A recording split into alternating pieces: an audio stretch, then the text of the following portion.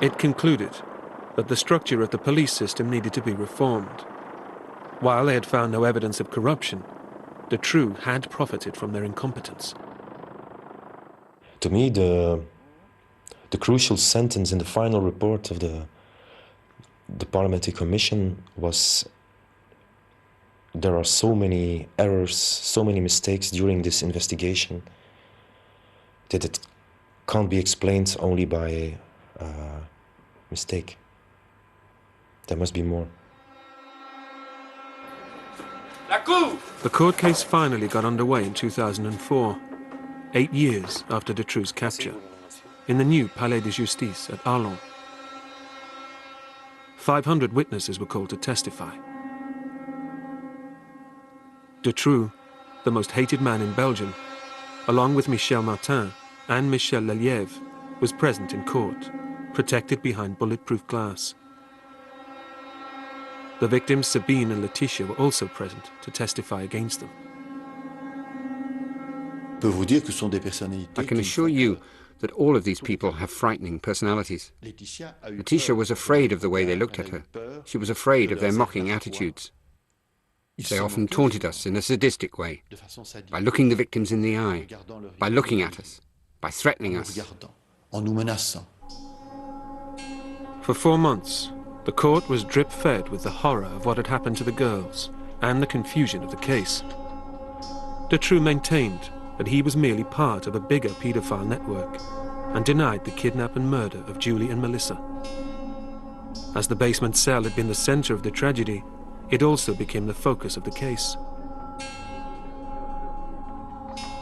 The court heard that Julie and Melissa had been alive in the cell at the time that René Michaud had searched the house. With Dutroux in custody for car theft, they had been left for 4 months with no electricity or heating. Michel Martin, visiting the house to feed her dogs, claimed that she'd been too afraid to go into the cell, so she'd pushed bags of food through the cell door. Julie and Melissa, unable to reach it, had starved to death. We had to go see the dungeon. So, we all went to see the dungeon. It's absurd to understand how human beings could live in there.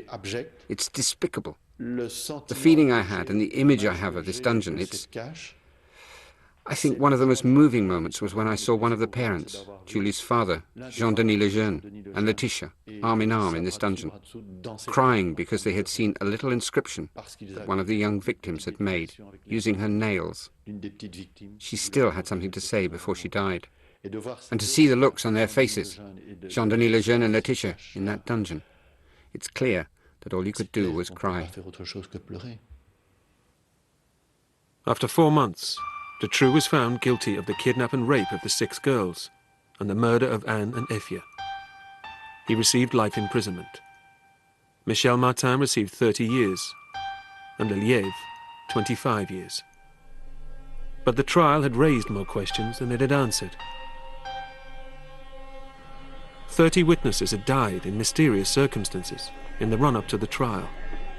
DNA tests and hair samples had gone missing or hadn't been performed. Operation Othello, conspiracy theories and paedophile networks had been swept aside in order to stick fast to the theory that Dutroux was an isolated predator. The biggest tragedy is that when Dutroux was arrested and we found out how much went wrong in the past, we had all these politicians saying, we're going to improve things, this never can happen again. And we ended with a trial with 50% of the questions unanswered.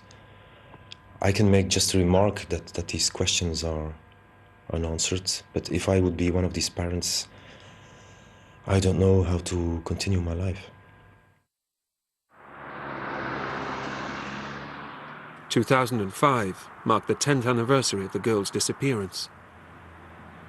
And Belgium has not forgotten. I'm not afraid that we will forget Dutroux. I don't think so. I am afraid that they forget that Dutroux was not alone.